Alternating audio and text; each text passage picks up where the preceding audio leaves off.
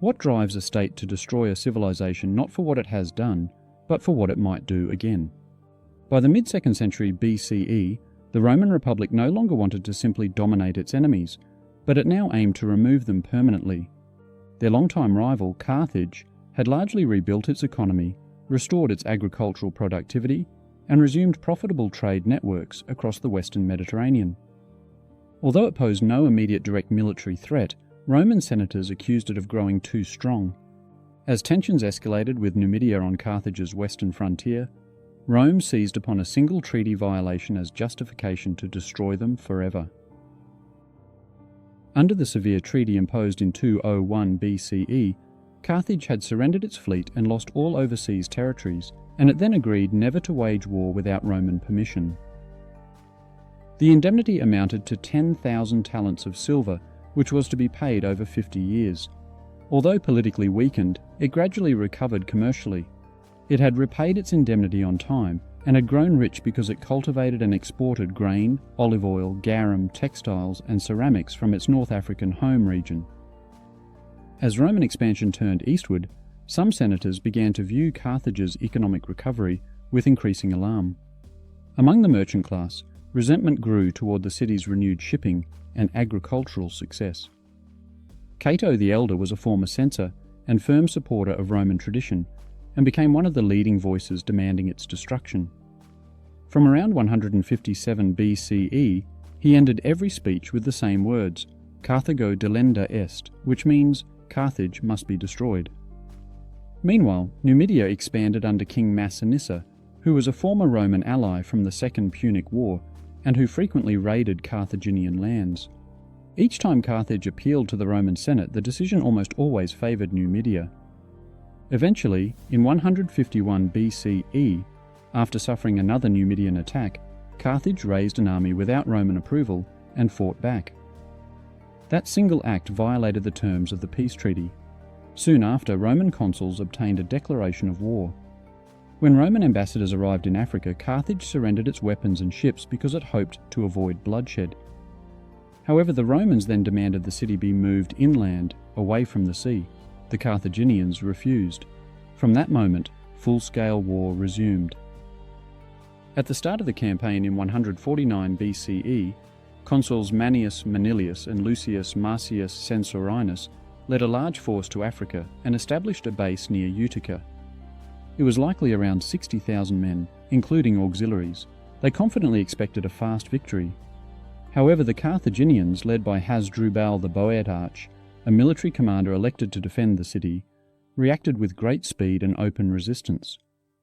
Though recently disarmed, they converted temples into foundries and repurposed public buildings as arsenals as they conscripted citizens in large numbers. Ancient sources claim that women donated their hair to make rope. Metal statues were melted to forge weapons. Every wall became a defensive line. Carthage's natural position aided its defence. It sat on a peninsula which was protected by powerful stone fortifications, with a narrow land approach and two joined harbours. The outer commercial port and the inner circular military dockyard were known as the Kothon, and allowed the city to maintain some access to the sea. Roman attempts to storm the city repeatedly failed. For 2 years, their siege engines mainly proved ineffective. Supply lines frequently broke down, and disease spread through the camp. Progress stalled. Eventually, the Senate appointed Scipio Aemilianus to take command. Elected consul in 147 BCE, despite being only about 38 years old, below the usual age requirement of 42, he restored discipline and reorganised the command structure. Unlike his predecessors, he recognised that Carthage could not be taken quickly. He ordered a siege wall across the land bridge and began the construction of a massive mole to seal off the harbour, a feat of Roman engineering that stretched across the bay.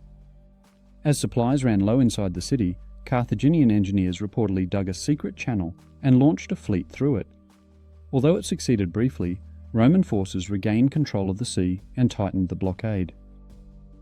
By the winter of 147 to 146 BCE, starvation and disease had already weakened the population badly. Still, Hasdrubal refused to surrender. When Scipio ordered the final assault in the spring of 146 BCE, likely in April, his troops breached the harbour district first and advanced from street to street. For 6 days, the Roman legions fought fierce house-to-house combat.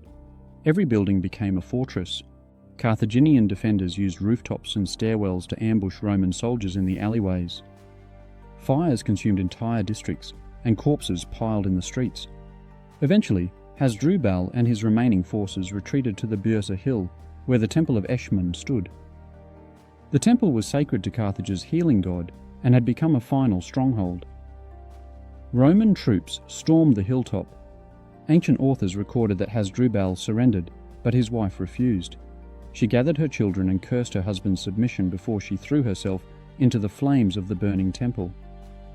At Scipio's order, Roman troops levelled what was left of the city. They enslaved roughly 50,000 survivors and razed homes and public buildings, then destroyed the foundations. Ancient sources recorded that Scipio watched the destruction and quoted lines from Homer about the fall of Troy, and predicted that one day Rome might suffer the same fate. After the destruction, Rome took over the territory, which it turned into the province of Africa. Although accounts of salting the earth probably arose later, they reflected the symbolic completeness of the city's total destruction. Scipio Aemilianus returned to Rome a hero in the eyes of his contemporaries, and received the title Africanus Minor. His victory marked a turning point in Roman warfare. For perhaps the first time in its history, Rome had completely destroyed a rival instead of simply subduing it. The Senate had decided that life side by side with a recovering Carthage presented unacceptable risk. Once Rome removed it, the Republic ensured that no African or Western Mediterranean rival would rise again. Later, Julius Caesar proposed a new colony on the site of Old Carthage. After his assassination, Augustus fulfilled that vision in 29 BCE. The new settlement was called Colonia Julia Carthago, which grew into one of the largest cities of the Western Empire. Although it never surpassed Alexandria or Rome, it became an important city of Africa Proconsularis. In the end, the original culture and religion of Carthage disappeared along with its language. The Punic world ended in flames. The Third Punic War effectively removed the last external rival to Roman control over the Western Mediterranean. The outcome revealed a shift in Roman strategy. Instead of trying to control potential threats, Rome began to destroy its enemies before they could pose a problem. Carthage had kept its treaty promises for half a century. Its only offence had been to defend itself against an aggressive neighbour. Still, Rome used the moment, citing legal violation as justification for war. The Senate had made up its mind long before the legions set sail. As a result, the war destroyed a civilization and confirmed the Roman Republic's transition toward expansion without restraint. States that could one day become threats would often no longer receive final warnings and could face complete destruction. The long-term result of the Third Punic War lay in the ashes of Carthage and in the example it set for future actions. The destruction of Corinth by Lucius Mummius in the same year showed this new approach clearly. Rome turned from diplomacy to annihilation, and it showed its power across the Mediterranean. I hope that you have enjoyed learning about the Third Punic War. If you'd like to know more, be sure to check out the free resources on the History Skills website. I look forward to seeing you again soon on our next video.